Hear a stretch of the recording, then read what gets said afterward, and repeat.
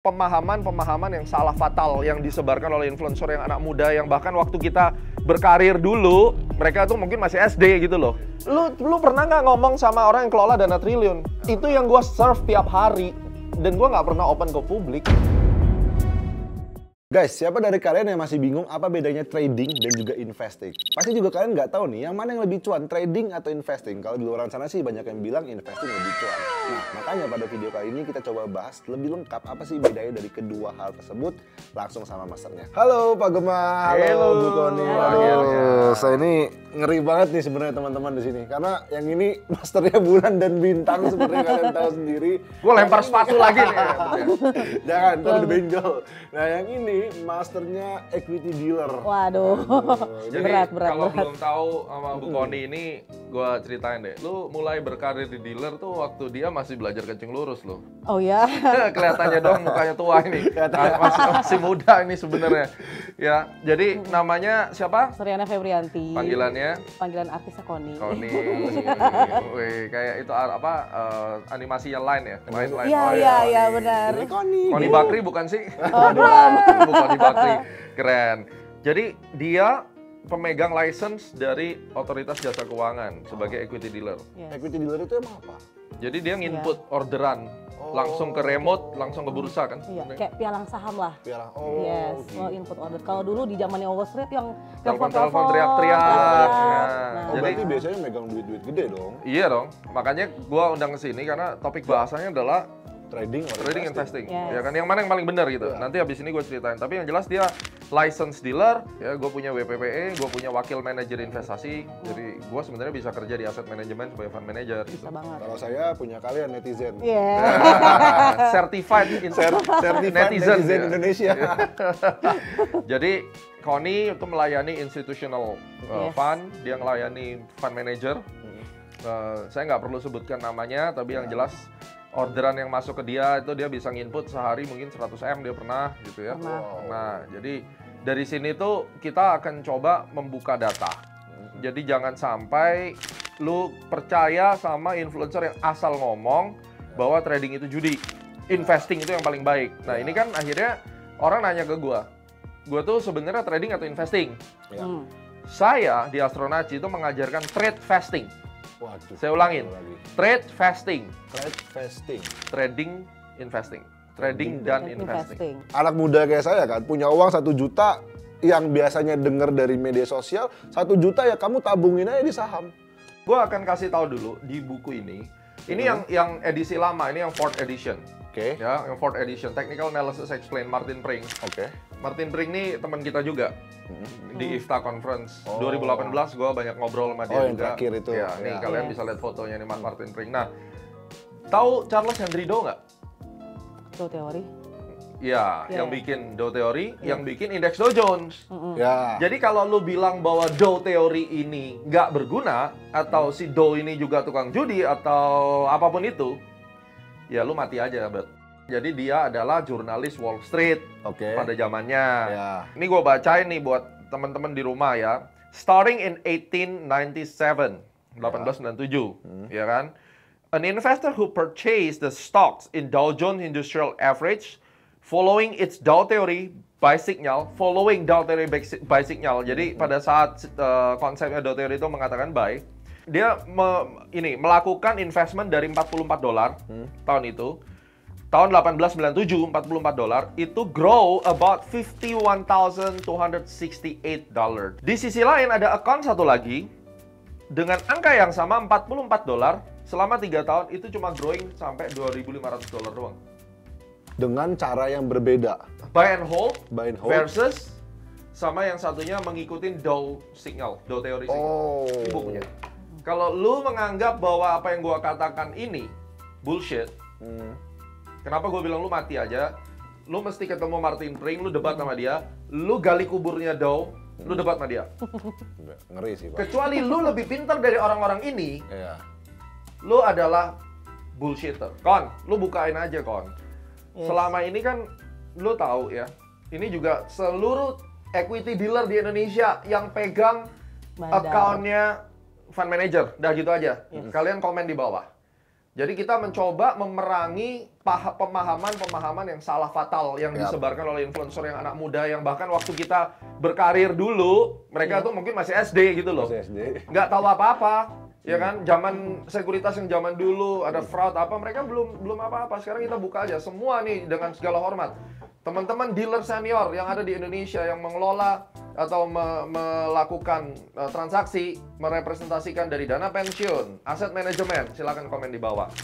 Gua tanya sama Kon, kalau misalnya gua fund manager, gua orang Scruders atau aku mungkin dari ya aset manajemen gede, aku pegang dana yang mana ini investornya foreign.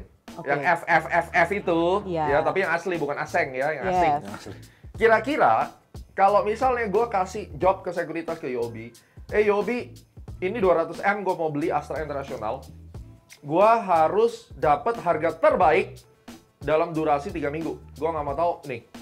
Oh, jadi biasanya langsung dikasih gitu? Yes. Emang ada order kayak gitu. Oke, terus? Caranya gimana lu ngelola itu? Oke. Pertama, kalau misalkan kita lihat di chart saham itu harga tuh kan bullish terus ya. Nah itu kan nanti ada riak-riaknya. Nah kita tuh sebagai bisa dibilang fund manager, kita itu harus cari harga terendah-rendahnya. Dan harga yang bisa kita dapat di harga rendah adalah dengan ngambil dari market. Gitu. Jadi kita tuh bisa melakukan average down. Malah nih Pak, jujur omong nih, tapi malah kadang tuh kita buang barang. Terus dari kita buy back lagi di harga bawah untuk menurunkan harga rata-rata kita. Nge-short barang sendiri ya? Yes, oh iya, nge-short jadi barang sendiri. berarti short juga bisa kan? Yes. Cuma bukan short naked Ya, loh. bukan. Itu hitungannya cut loss sih sebenarnya. Cut loss di atas. Atas barang atas kita beli di bawah. Buy back lagi Tujuannya di bawah. supaya ngancurin harga pasar, kan kurang ajar kan? Memang beda nge-short di forex sama di saham ya. Jadi kalau di saham tuh lebih ke cut loss, terus kita masuk lagi di harga bawah. Nah, jadi memang yang namanya trading itu tuh memang itu hal yang biasa dan memang itu untuk menurunkan harga rata-rata. Dan semua tuh rata-rata melakukan seperti itu. Karena dari mana cuannya dong kalau misalkan kita nggak nurunin. Iya. Iya. Benar. Misalnya nih, gue sebagai fund manajernya, Ya. fund manager akan call dia langsung, kon beli, kon jual misalnya ya. Atau ada kalau di sekuritas tuh yang namanya institutional dealer. Oke. Kalau dia kan retail dealer, yang terkadang dapat orderan dari bandar, ya, market maker dari emiten lah. Ada juga yang memang dari fund manager calling dia gitu.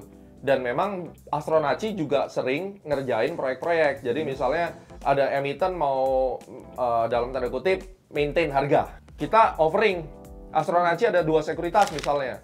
Yuk kita yang ngerjain. Nah kita dikasih orderan. Berapa? 1 bulan bisa 300M transaksi. Nah kalau itu fund manajernya yang tektokin. Tapi sekarang kita kan nggak ngomong yang maintain harga. Kita lagi ngomong yang fund manager beneran nih. Contoh, gue tahun 2010 itu ketemu sama yang namanya Prudential Asset Management Syariah. Oke. Kita makan bareng di Jakarta, fund manajernya ketemu. Dia ngomong, gue punya 80 miliar yang gue akan investin, pilihin kita saham yang syariah. Oh. Waktu itu kita ajuin Mitra Adi Perkasa, MAP. MP. Nah, terus kemudian di tahun 2011 kita ada dinner meeting karena waktu itu gue masih jadi analis kan di Yobi. Itu sama Wasatch Fund dari Salt Lake City. Oke. Dia invest ke Indonesia itu 2 triliun. Wow. Jadi 20 triliun dana kelolaannya 10% alokasinya ke Indo. Ke Indo ya. 2 triliun itu dibagi lagi. Ada sekuritas A, B, C. Ya, nggak langsung satu. Nggak mungkin. Nggak mungkin. Dia datang ke sekuritas tempat gue kerja waktu itu, asing, dan dia ngomong, gue perlu saham small cap. Small cap-nya dia, itu adalah gudang garam Astra sebelum stock split, lu bayangin. Waktu itu gudang garam masih 70.000, Astra masih 50.000, itu small cap bagi mereka. Ya karena bagi mereka murah. Ya kan? lu bayangin aja sekarang Apple aja berapa gitu kan. Nah, gue tuh sebagai analis junior waktu itu, oh gila nih. Dana 2 triliun, katakan masuk ke tempat kita, katakan 100-200M deh gitu ya. Gue pingin portofolio gue diisi Astra sekian persen, BBRI misalnya sekian persen, gudang garam sekian persen. Dia institutional dealer. Dia akan dikasih nih duitnya. Dalam sekian waktu, gue pingin gue dapat harga jumlah lotnya harus sekian. Betul ya kan ya? Dengan harga yang bagus. Rata-ratanya harus sekian. Jadi Scruders nih contohnya yang gue tahu, gue nggak pernah dapat Scruders orderan, tapi teman-teman gue ngomong, lu dikasih 3 minggu, lu harus kebeli katakan 20.000 lot, tapi dia akan tarik data harga average dalam 3 minggu itu berapa. Terus dia akan kasih toleransinya. Kalau lu lebih dari toleransi lu yang bayar. Wow. Resikonya gede banget. Resiko gede. Berat banget ya. Tapi ya lu dapat transaksi Iya. bisa Iya, gede kan, gede, tektokannya langsung. gede. Nah, pertanyaannya, saya mau berinvestasi. Ini investasi kan, fund manager Iya. kan investasi pasti long run dong. Nggak mungkin dong gue beli Astra tektokan. Enggak. Ini investasi gue 3 tahun. Tapi untuk gue masuk ke dalam saham ini, gue harus dapat harga rata-rata yang paling murah. Gue nggak bisa beli one price. Contohnya, bisa nggak kalau kira-kira gue punya 200M, gue tembak satu harga, mungkin nggak? Nggak mungkin. Bullshit lah, gimana ceritanya? Gue Nggak baru bisa. masuk 10M, harga udah kemana? Udah kabur. Udah kabur kan? Nggak bisa. Caranya gimana menurut lo? Pelan-pelan masuknya. Gimana? tuh? Pelan-pelan. Jadi kayak dibagi petermin gitu ya. Udah kayak gitu nanti kita masuk perlahan. And then kalau harga itu turun, kita masuk lagi. Dan ternyata ini harga nggak turun-turun dan kita Kurang beli kan? ya kurang beli. Dan jadi intinya itu kita tuh harus nurunin harga gitu. Kita cut loss, kita buyback di bawah itu nggak rugi karena kita pakai harga rata-rata. Tapi berarti yang dibilang di luar itu katanya kan bandar tanda kutip itu harus punya setiap lantai. Bener berarti? Ya, tujuannya punya setiap lantai karena dia harus kolek harga rata-rata yang termurah. Dan itu trading bukan? Itu trading. Iya, iya. Walaupun di saham yang sama Ya, ya. karena so far selama ini yang kita tahu kan namanya hedge fund, dia kan harus mengelola duit orang dengan safety gitu kan, safety first, ya kan. Jadi ya udah taruh aja duitnya dan invest, Nggak BBCA bisa, sekarang bagus. gini, supaya lu bisa save tuh caranya gimana? Harga rata-rata lu harus selalu di bawah harga current price. Itu baru Iya. safe. Saya ulangin, harga rata-rata harus di bawah harga current price, betul kan? Bener. Itu baru safe. Kalau harga rata-rata tuh di atas, gimana cara mau save? Makanya muncullah yang namanya moving average. Oke. Moving average kan period. Jadi kalau selama harga beli lu tuh jauh di bawah harga moving average, ya lu pasti untung dong. Oh. Nah, itu namanya trading, itu filosofinya trading. Jadi, yang namanya investor yang benar, sebelum dia buy and hold, dia akan trading. Tujuannya apa? Harga rata-ratanya turun dan jumlah barangnya kebeli semua. Itu yang tadi gue bilang. Oh, Gimana gitu. caranya lu beli 200 miliar? Langsung. Langsung nggak mungkin. Nggak bisa, nggak mungkin. Barangnya juga nggak ada yang jual lagi kan. Yes. Apalagi kalau misalkan di harga di pasar reguler ya, Nah, gitu. Kita nggak ngomongin pasar nego. Kalau nego kan udah fixed price dan udah janjian. ya nego sih over the counter market. Yes, Beda. nggak bisa. Kalau kita ngomong DMA, direct market access, yang lu beli barang di secondary market dan lu ambil gitu, ya nggak mungkin lah. Gimana lu 200 miliar lu serap semua? Harus perlahan-perlahan. Jadi, lu jangan ngelihat gini, Bet. Lu jangan ngelihat bahwa seorang Gema itu cuma bintang-bintang. Banyak hal yang lu tuh nggak tahu tentang gue gitu. Iya, iya. Banyak lu yang nggak tahu Iya, ini zaman gue banyak ngegoreng banget sih. saham gimana, Iya. ya. Dan kita analyst, technical analyst biasanya yang certified. Lu nggak akan ketemu sama fund manager yang internasional yang dana kelolaannya triliun. Lu ujuk-ujuk ketemu, ya kan? Dia tanya kualifikasi lu bilang, oh saya punya account di TradingView, saya punya account di MQL, MT5 gitu. Iya. What the hell is that? Ya kan? Kamu certified dari mana? Lu lulusan dari mana gitu? Mereka bingung malah. Lu nggak akan dilihat, bos. Makanya lu jangan menghina-hina kayak sertifikasi. Lu pernah nggak ngomong sama orang yang kelola dana triliun? Nggak Itu pernah. yang gua serve tiap hari. Dan gua nggak pernah open ke publik. Ngapain gua open ke publik? Tapi orang-orang kayak lu, kan selalu mentertawakan, lu kan selalu bilang gua trading itu judi. Sekarang gua datengin dealer nih, ini license dealer nih by the government, ya kan? Oke. Dan sekarang saatnya gua flexing tentang siapa gue kan. Ya. Setuju, fair enough. Ya, gue flexing siapa gue. Dan pada saat si fund manager itu mau melakukan eksekusi, ada dua yang dia lakukan. Dia reading the chart, ya Baca kan? chart, Yes. oke. Pakai analis. Ya. Kalau market cap-nya kecil, dia make the chart. Oh, jadi kalau misalkan dia contoh saham ABCD, market cap-nya masih 100 miliar. Dia bangun itu chart gimana? Bisa, tuh, dia Chart? bangun. Gue bisa gambar chart. Darinya bearish bisa jadi bullish. Nah, pertanyaannya, kalau Bandar bisa gambar chart, pasti nggak pernah kalah dong. Iya. Gua gambar chart, gue bisa kalah. Kenapa? Nah, itulah buku ini. Kalau lu habis baca buku ini, lu akan tahu bahwa technical analysis berhubungan dengan the natural law, hukum alam. Itu yang lu nggak bisa lawan. Itu hasil penelitian gua selama 10 tahun. Tapi padahal kita yang ngegambar gitu. Kita yang ngegambar, ya. Gua udah coba tanya sama dia, saham yang kita goreng 2015. Yes. Kon, gua mau gambar chart, gua mau bikin candle. Gua bikin candle. Tapi tidak akan bisa melawan yang namanya crowd behavior. Lu baca di buku ini ada yang tentang crowd behavior. Crowd behavior itu adalah psikologi mass psychology secara publik. Di mana secara publik itu akan ada titik-titik tertentu yang lu walaupun punya duit kayak gimana pun lu nggak akan bisa gambar itu. Ya, Kenapa? dan itu kalau nggak salah pernah terjadi yang di US juga kan? Iya, karena game. mass psychology itu berhubungan dengan the Fibonacci levels. Itu the harmonic numbers, the golden ratio, itu adalah titik ada aja giliran lu mau ngeklik nanti marketnya beginilah, komputer lu mati lah, ada aja. Jadi ada level-level yang lu nggak bisa intervensi. Itu adalah crowd behavior. Gitu. Kayaknya kenapa ketika mau kita punya duit, mau kita enggak, ketika ada rasio-rasio harmoni, contohnya golden ratio 0,18, itu terjadi reversal. Iya. Dan pelakunya nggak saling kenal. Iya. Tapi terjadi exchange antara supply and demand di situ. Dan lu bisa lihat kalau tape reading, lu ngelihat jumlah besaran lot yang masuk di level area confluence itu Udah gede-gede. Iya, udah masuknya. dijaga. Misalnya 100.000 bitnya gitu kan, atau asnya. Dan kita ada kok terima orderan, ya sekali lagi gue nggak sebut siapa, fund manajernya dia ngomong, di level ini harga average tumpukin lotnya 100.000 lot misalnya. Ya karena itu udah sinkron sama pikiran dia kan? Nah, Yes. gue tanya sama dia, lu ngerti technical? I don't use technical. Why should I use technical? Wah, dia bener-bener tape reading dan dia bukan orang technical. Tapi yang gue bingung, angka-angka yang dia ngomong itu match sama angka-angka yang orang-orang technical yang bener pakai. Ya keren sih. Ternyata secara nggak langsung ini kebuka kan? Akhirnya kebuka. Kita padahal kan Iya. on the record semua. Iya. Yang di pikiran saya dan Iya. mungkin teman-teman semua yang ada di rumah, yang ngegambar cat itu bandar. Jadi at the end ya technical tergantung sama bandar. Nah, itu pemahaman yang salah. Memang secara gampangnya orang akan berpikir demikian. Tetapi kalau lu mau rendah hati lah, Bet. Ya. Lu rendah hati, lu berpikiran yang lebih maju dikit, gue ceritain. Oke. Gue udah ngalamin itu, Siap. makanya sekarang buat teman-teman senior-senior saya juga yang ada di bursa, yang memang udah dealing dengan, ya ini high level trader lah, institutional. You have to speak up. Ketika banyak influencer yang muda yang nggak tahu apa-apa, yang banyak ngomong tapi menyesatkan publik gitu loh.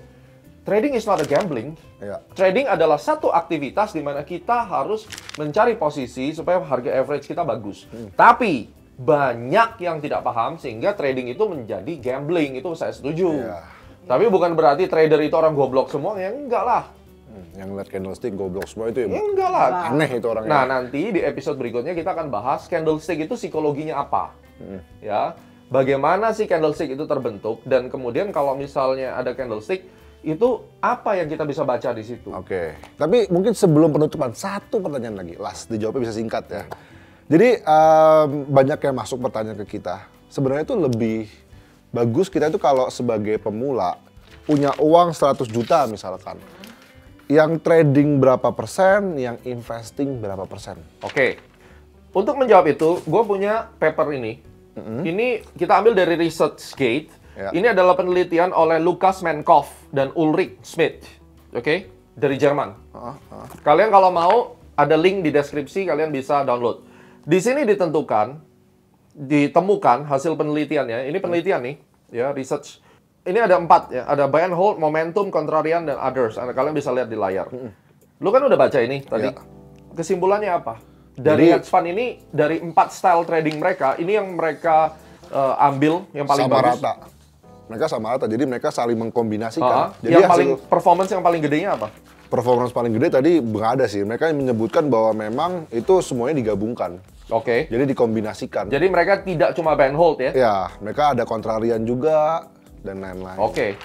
Jadi kan dari sini kan menunjukkan hedge fund di Jerman, mereka tidak cuma buy and hold. Persis kayak yang lu ngomong. Kayak gue ngomong. Mereka kelola gitu. Ada yang kontrariannya di-tradingin. juga ya. Ya, mereka mungkin turunin harga rata-rata juga. Ada fund yang memang buy and hold. Ya. Dan di sini ada study guys, Januari 2018 sampai Agustus 2023 itu kenaikannya 70% kalau lu buy and hold. Jadi lu kalau punya 100 juta pertanyaan lu tadi, itu lu dapat 170 juta. Iya. Oke? Tapi halaman berikutnya kalian bisa lihat sekali lagi, Astronacci selalu pegang data. Kalau misalnya kalian menggunakan Do Theory konsep, kalau tadi $44 menjadi 51.000. Ya. Lu pakai Do Theory konsep. Ini dapatnya bukan cuma 70, Oke. tapi 260%. Wow, Lebih.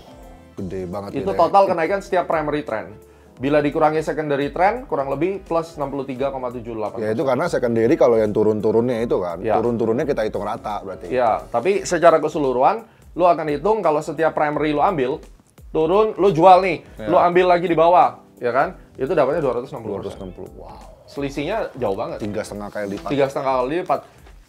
apalagi yang mau kau bantah dari sini? Kalau mau bantah, bikin research kayak gini, Bet. Buktikan. Lu jangan asal ngomong. Siap. Ini data Siap, ini. siap, Ini lu pikir siap. apa ini? Siap. Oke, kalau gitu daripada Pak Gema marah-marah terus, kita mendingan bikin closing. Silakan closing statement Pak Gema. Closingnya, ini adalah Bu Koni. Saya kasih closingnya ke Bu Koni aja. Silakan Kon. Pendapat kamu terakhir, apa yang sebenarnya investor pemula ini mesti pahamin tentang trading dan investing? Kalau saya jelas, gua adalah trade fasting. Gua pakai makroekonomi, mikroekonomi, technical analysis dan astrologi. Kalau kamu? Jadi saran saya kalau ada yang bilang trader itu judi, itu salah banget. Terus kalau ada yang bilang investing itu tuh Pasti untung. pasti untung. Itu nggak ada salahnya, tapi sebenarnya yang di dapur kita itu berkebalikan daripada itu. Karena saya sendiri yang nge-order, saya sendiri yang menginput. So, jadi kalau misalkan kalian pengen cuannya lebih wow, jujur-jujuran nih ya, kalian itu sebenarnya harus trading di saat riak-riak itu loh, pada saat swing high, swing low di situ. Karena itu akan itunya bakal lebih besar, returnnya tuh bakalan lebih gede. Ini saran dari orang yang sudah 12 tahun. Yang melihat portofolio orang banyak, bukan portofolio dia sendiri loh, gitu ya. Kita harus nurunin harga rata-rata market. Nah, kalau kalian nge-hold kayak BR ini ya contohnya, itu kalau pada saat 2020, pada saat COVID kalian masih hold, nah itu gimana? Justru pada saat itulah kalian buy lagi di bawah gitu. Jadi kita harus manfaatkan harga-harga di bawah yang memang kita itu bisa untuk average down.